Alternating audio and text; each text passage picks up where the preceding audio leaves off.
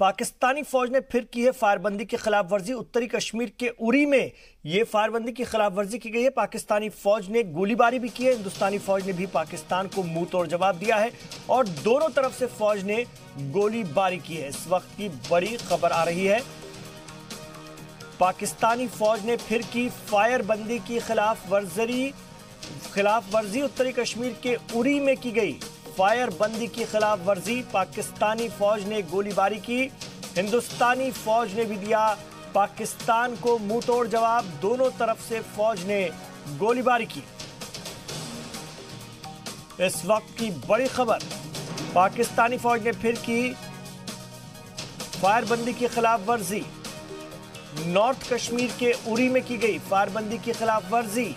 पाकिस्तानी फौज ने गोलीबारी की, हिंदुस्तानी फौज ने भी दिया पाकिस्तान को मुंह तोड़ जवाब। दोनों तरफ से फौज ने की गोलीबारी।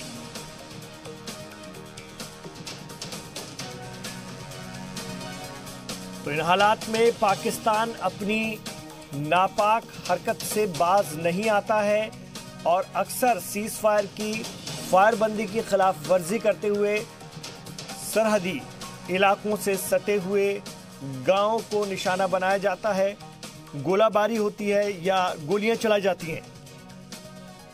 फारूक वानी इस खबर पर हमारे साथ फोन लाइन पर जुड़ गए हैं, उनसे मजीद इत्तलात फराहम करेंगे। जी, फिलहाल किस तरह के हालात हैं?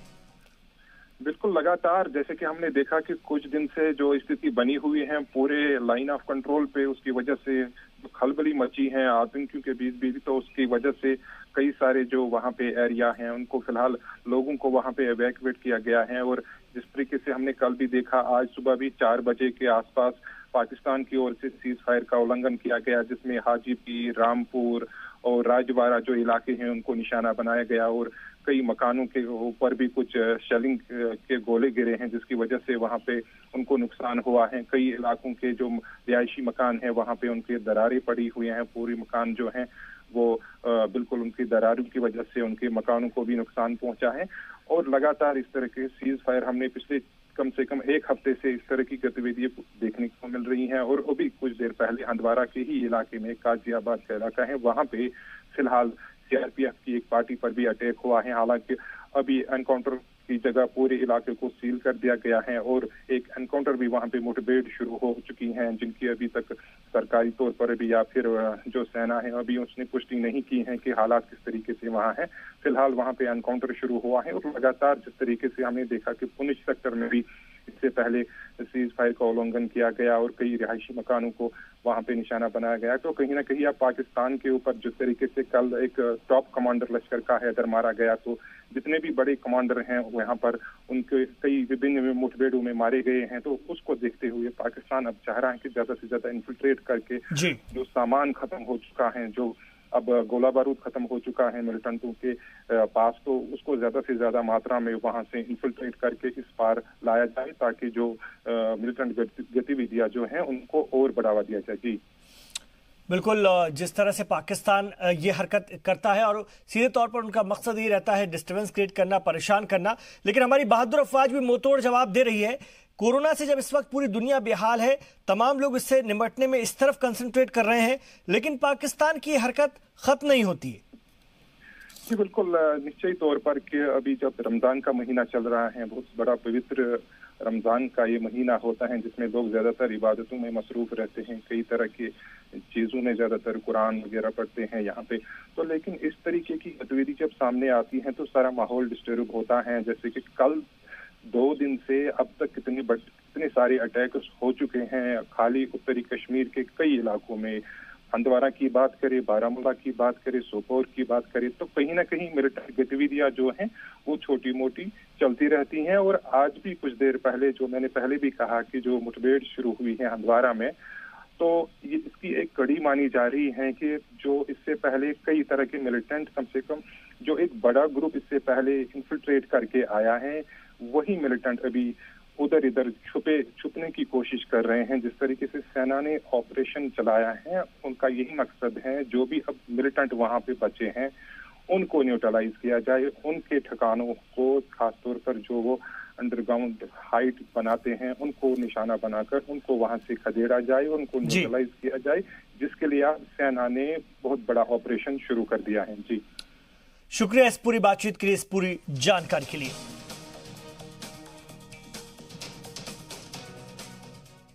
और हिंदुस्तानी वजारत खारजा ने एक बार फिर पाकिस्तान से कहा है कि जम्मू कश्मीर और गिलगित बाल्टिस्तान हिंदुस्तान का अटूट हिस्सा है।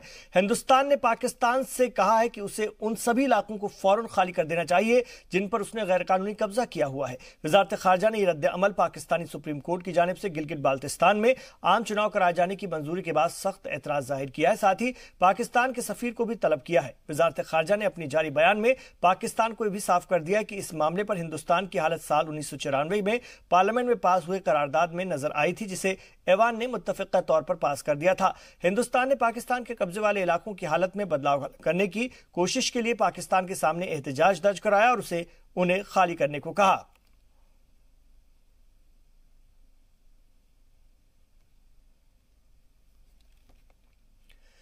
जम्मू कश्मीर में पाकिस्तान दहशतगर्दी की साजिश रचेगा तो उसका खात्मा तय है। मुल्क के जांबाज जवानों ने एक बार फिर साबित कर दिया है कि जन्नत में दहशतगर्दी की रीढ़ कभी सीधी नहीं हो सकती। हंदवाड़ा में सिक्योरिटी फोर्सेस ने 2 दहशतगर्दों को मार गिराया, लेकिन दहशतगर्दों से एनकाउंटर के दौरान फौज के 2 अफसरों समेत 5 जवान शहीद हो गए। तिरंगे में लिपटे जवानों की जांबाजी को पूरा मुल्क सलाम कर रहा है। ताबूत में खामोश मुल्क के इन वीर सपूतों के लिए आंखें नम हैं, लेकिन शहादत पर फख्र है। फौज के इन बेखौफ जवानों से जब दहशतगर्दों का सामना हुआ तो दहशतगर्द भी खौफ से थर्रा गए। अपने मुल्क को महफूज रखने के लिए ये बहादुर जवान दहशतगर्दों से लड़ते रहे। न जिस्म को छूकर निकलती गोलियों का डर, न घर की फिक्र, न अपनी जान की फिक्र।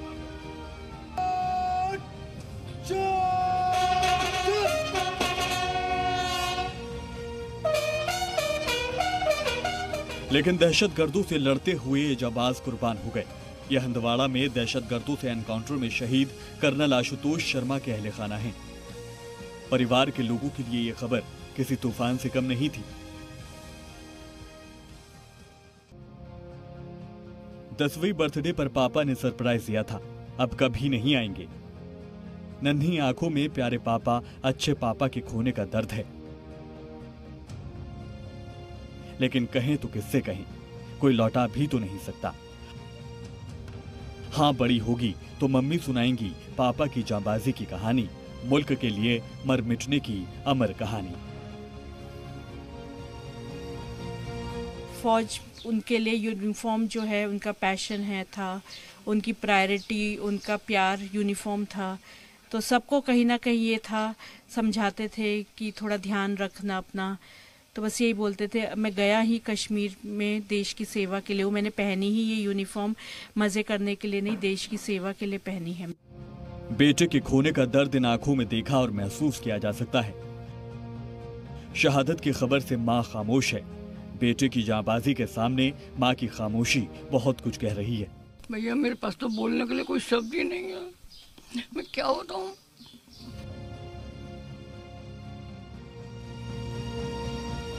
शहीद आशुतोष शर्मा बुलंदशहर के रहने वाले हैं, लेकिन उनके अहले खाना जयपुर में रहते हैं।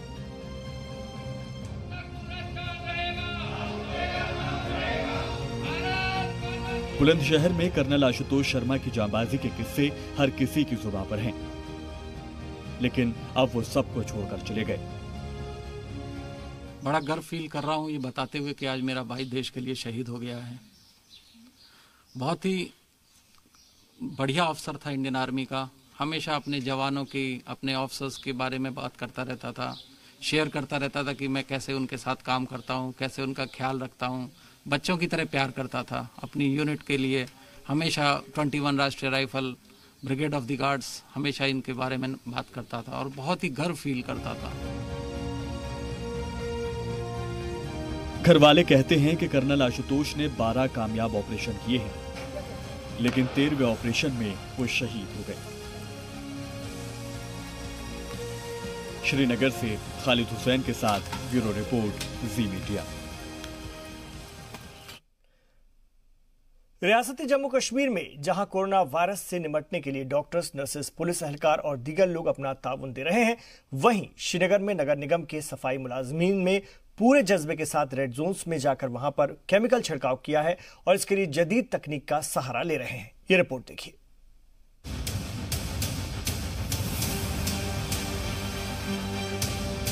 जम्मू कश्मीर में जहां कोरोना वायरस के फैलते असर से लड़ने के लिए डॉक्टर्स, नर्सेस, पुलिस एहलकार और दीगर लोग अपना ताउन दे रहे हैं और अपनी जिंदगी की परवाह किए बगैर इस वायरस से जीत हासिल करने में लगे हुए हैं, वहीं श्रीनगर में नगर निगम के सफाई मुलाजमीन इससे पीछे नहीं हैं।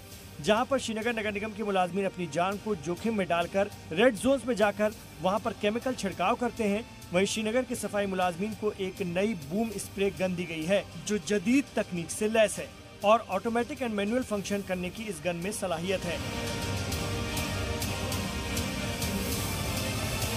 गन से दूर दूर तक छिड़काव किया जा सकता है और ये छिड़काव करने वाली गन बेहद हल्की है। इस गन में 16 लीटर दवाई भरी जाती है और इसके साथ एक और छोटी सी टंकी भी लगी हुई है जिसमें पेट्रोल रखा जाता है। श्रीनगर के मेयर जुनैद आजम मंटो ने जी मीडिया को बताया कि ये गन अब बेहद कारआमद होगी और इससे उनके मुलाजमीन को छिड़काव करने में मदद मिलेगी। फॉगर्स दो किस्म के होते हैं, थर्मल फॉगर्स और chemical foggers. Thermal foggers pest control में यूज़ किए जाते हैं। जो एक केमिकल फॉगिंग है विथ हाइड्रोजन पेरोक्साइड और सिल्वर नाइट्रेट, ये यूज़ की जाती है to deactivate the COVID molecule. जो कोरोना वायरस का ये होता है, एनवलप टेक उसमें स्ट्रक्चर होता है। This is found very effective that the chemical is recommended by both ICMR, Union Health Ministry, WHO and EPA. अभी तो बहुत जल्दी है बोलना, we are in the thick of the battle और ये 1-1.5 महीना हम कितना अहकामात पे अमल करें। और हंदवाड़ा में 3 सीआरपीएफ के जवान शहीद हुए। बड़ी खबर आ रही, मिलिटेंटों के हमले में शहीद हुए जवान। गुज़िश्ता दिनों भी 5 सीआरपीएफ के जवान शहीद हो गए थे। बड़ी खबर इस वक्त की जम्मू कश्मीर के हंदवाड़ा से आ रही है, जहां पर सीआरपीएफ के 3 और जवान शहीद हो गए हैं। मिलिटेंटों के हमले में शहीद हुए जवान। गुज़िश्ता दिनों भी 5 जवानों ने जामे शहादत हासिल किया था, ये भी सीआरपीएफ के ही जवान थे। तो जम्मू कश्मीर में मिलिटेंसी को खत्म करने, मिलिटेंसी से लगातार मुकाबला करने में हमारी बहादुर अफवाज लगी हुई हैं और सर्चिंग ऑपरेशन चलते रहते हैं वक्त वक्त पर खबर मिलते ही। इस बीच खबर यह आ रही है कि हंदवाड़ा में 3 सीआरपीएफ के जवान शहीद हो गए हैं। बड़ी खबर इस वक्त आ रही है, मिलिटेंटों के हमले में ये जवान शहीद हुए हैं। गुज़िश्ता दिनों भी 5 सीआरपीएफ जवान शहीद हो गए थे। इस वक्त की बड़ी खबर आ रही है, इस वक्त की बड़ी खबर जम्मू कश्मीर से। फारूक वानी इस वक्त हमारे रिपोर्टर जम्मू कश्मीर से जुड़ गए हैं, उनसे मजीद बात करेंगे फोन पर। जी, 3 जवानों ने जामे शहादत हासिल की है, पूरी खबर जानना चाहेंगे आपसे।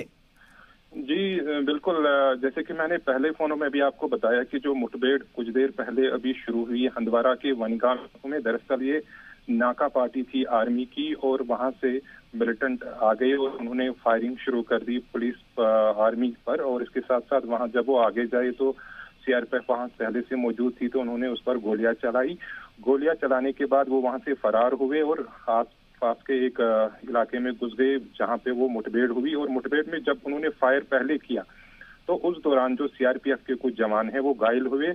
उनको वहां उपचार के लिए जब ले जाया गया तो बीच में ही 3 जवान जो हैं वो शहीद हो चुके हैं। और अभी तक बताया जा रहा है कि पूरी दुनिया फारूक वानी जब इस वक्त कोरोना से मुतासर है, मुकाबला कर रही है, उस वक्त भी पाकिस्तान दहशतगर्दी परोस रहा है, मिलिटेंसी परोस रहा है हिंदुस्तान को।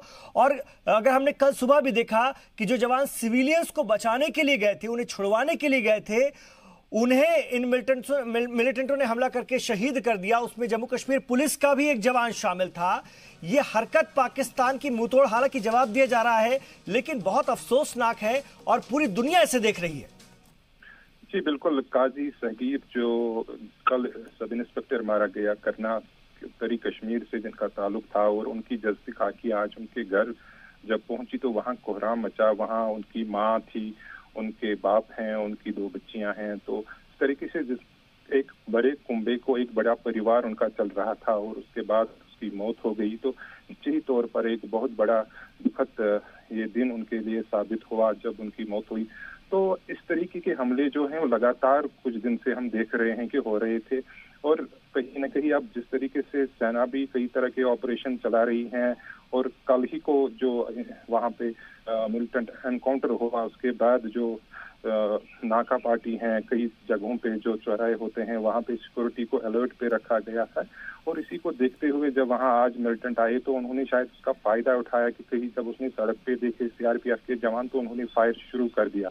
और फायरिंग के तबादले में इस तरीके की घटना सामने आई जब 3 जवान शहीद हो गए। उसके बाद बताया जा रहा है कि एक आम नागरिक भी इसमें फिलहाल घायल हो चुका है। हालांकि आधिकारिक तौर पर उसकी अभी पुष्टि नहीं हो चुकी है, उसकी मजीद तफसीलात हैं। जी, इस वक्त हम आपसे भी जानना चाहेंगे क्या सिक्योरिटी फोर्सेस ने अपना सर्च ऑपरेशन और बढ़ाया, क्योंकि इधर हम देख रहे हैं कि लगातार मिलिटेंट फिर से एक्टिव हो रहे हैं। हालांकि पूरी तरह से मिलिटेंसी के खात्मे के लिए कोशिश जारी है और उसमें बड़ी कामयाबी मिली है, लेकिन माह रमजान के इस महीने में जब लोग इबादत करते हैं और जिस तरह के हालात इस वक्त हैं, बावजूद इसके पाकिस्तान परस्त ये मिलिटेंट अपनी हरकत से बाज नहीं आते और इस माह मुबारक में भी लोगों को के साथ, आर्मी के साथ, हिफाजती दस्तों के साथ कत्ल गालत करने से बाज नहीं आते।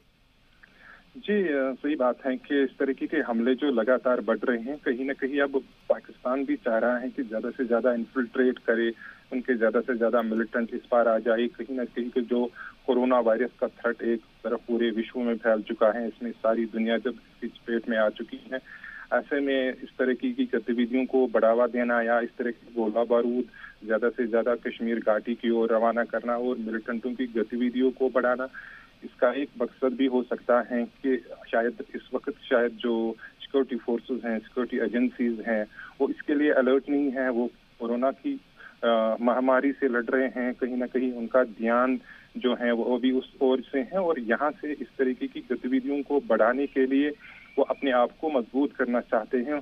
लेकिन सेना उनके सभी इरादों को विफल कर रही है और जिस तरीके से ऑपरेशन चलाया गया है कुछ दिन पहले और आज भी जारी है, सेना कई जगहों पर जब उनको लगता है कि कई इलाकों में कई सूचना मिलती हैं किसी आधार पर, तो पूरे इलाके को घेरे में लिया जाता है या फिर किसी सड़क पे जब नेशनल हाईवे भी वहां से गुजरता है, उस तरीके की अगर कहीं गतिविधि उनको सामने मिलती है, कोई सूचना मिलती है, तो तुरंत उस एरिया को सील किया जाता है और सर्च ऑपरेशन शुरू किया जाता है। तो फिलहाल इस पूरे इलाके को सील कर दिया गया है और सर्च ऑपरेशन बड़े पैमाने पर शुरू कर दिया गया है। शुक्रिया आपका इस पूरी जानकारी के लिए। फारूक वानी, तो हंदवाड़ा में 3 सीआरपीएफ के जवान शहीद हो गए हैं। मिलिटेंटों के हमले में ये जवान शहीद हुए। गुज़िश्ता दिनों भी 5 सीआरपीएफ के जवान शहीद हुए थे। लगातार जम्मू कश्मीर पुलिस, सीआरपीएफ और दीगर सिक्योरिटी फोर्सेस ज्वाइंट ऑपरेशन चला रही हैं मिलिटेंटों के खिलाफ और इसमें उन्हें बड़ी कामयाबी मिली है। इससे बौखला करके माह मुबारक रमजान में भी मिलिटेंट अपनी हरकत से बाज नहीं आ रहे हैं। कोरोना के इस दौर में भी पाकिस्तान परस्त ये मिलिटेंट अपनी हरकतों से बाज नहीं आते हैं। 370 के आर्टिकल 370 की जम्मू कश्मीर से खात्मे के बाद मिलिटेंसी पर काबू पाने के लिए लगातार कोशिश की गई है और उसमें बड़ी कामयाबी भी हिंदुस्तान को मिली है।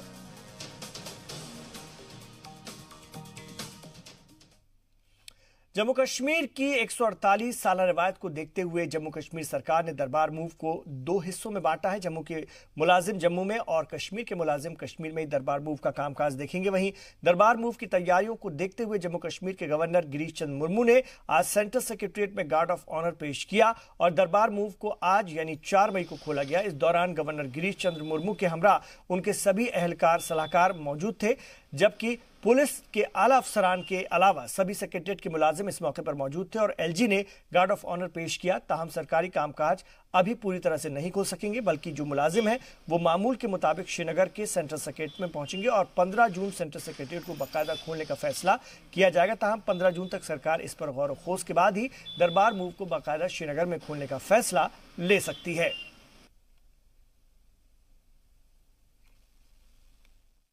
जम्मू कश्मीर में 148 वर्षीय जो परंपरा रही हैं, जो दरबार मूव है, वो यहाँ पे 4 मई को खुलता था, लेकिन सरकार ने एक ऑर्डर जारी किया कि अब वो 15 जून तक फिलहाल डेफर किया गया है। इससे जो मुलाजिम हैं, आज जो जम्मू कश्मीर के लेफ्टिनेंट गवर्नर हैं गिरीश चंद्र मुर्मू, उन्होंने यहाँ पे गार्ड ऑफ ऑनर पेश किया आज सभी जो उनके सलाहकार थे, एडवाइज़र थे, वो यहाँ पे मौजूद थे और उन्होंने भी उस गार्ड ऑफ ऑनर में शिरकत की। तो आज से जो भी मुलाजिम हैं श्रीनगर के या फिर जो नज़दीक में पड़ते हैं सिविल सेक्रेटरीट के केंद्र वाली, आज अपना काम यहाँ से शुरू करेंगे। जैसा कि 200 गाड़ियों से भी अधिक जो सामान होता है वो उनमें लाना पड़ता है और उसके बाद वो यहाँ श्रीनगर पहुँचाया जाता है। लेकिन अब की बार जो दरबार डिफ़र किया गया है कोविड-19 को देखते हुए, क्योंकि जो दरबार खुलता है 4 मई को यहाँ पे, उसके बाद यहाँ भीड़ उमड़नी शुरू होती है और उनके जो रोज़मर्रा के कामकाज होते हैं वो यहाँ उनको हल करने के लिए आते हैं, यहाँ के सरकारी ऑफिसरों से मिलते हैं।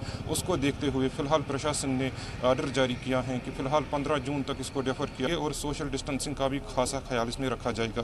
कैमरामैन अशरफ के साथ फारूक वानी, जी मीडिया, श्रीनगर। कोरोना वायरस से लड़ते हुए और लॉकडाउन की पासदारी करते हुए 1 महीना गुजर चुका है और इस दौरान जम्मू कश्मीर के शोपियान में जहां कोरोना वायरस से निपटने के लिए डॉक्टर्स, नर्सेस, पुलिस एहलकार और दीगर लोग अपना ताउन दे रहे हैं, सफाई मुलाजमीन भी पूरे जज्बे के साथ काम में मसरूफ हैं और कोरोना वायरस को हराने की जद्दोजहद कर रहे हैं। इस मौके पर शोपियान में आर्मी की RR-62 की जानिब से कोरोना वॉरियर्स को खराज तहसीन पेश करने के लिए मिठाइयाँ बांटी गई। शोपियान के मुख्तलिफ नाकों पर पुलिस एहलकारों, मेडिकल मुलाजमीन, सफाई मुलाजमीन और दीगर अफसरान में मिठाइयाँ तकसीम की गई और उनके जज्बे को सलाम किया गया। इस मौके पर ड्यूटी पर तैनात एक ऑफिसर ने कहा कि आर्मी की जानिब से इस इकदाम से हमें बहुत एनर्जी मिलती है और मजीद काम करने का जज्बा पैदा होता है। इसके लिए हमें आर्मी का शुक्रिया अदा करना चाहिए। हमारा मनोबल बढ़ाने के लिए, हमारा साथ देने के लिए, चूँकि हम पिछले जब से लॉकडाउन शुरू हुआ है तब से हम लगातार नाके पे चल रहे हैं और पब्लिक को समझा रहे हैं बेवजह ना आया जाए, और आज RR की तरफ से हमारा मनोबल बढ़ाया गया, अच्छा लगा। लोगों को, आम जन को यही करना चाहते हैं कि वो भी इस चीज़ को समझें और बेवजह ना निकले। जो ज़रूरी ज़्यादा काम है तभी निकलें, और मैं चाहता हूं कि सभी आदमी समझदार होते हुए और इस बीमारी से लड़ें। एक छोटा सा वक्फा, लौट रहे हैं और बेखबरों के साथ।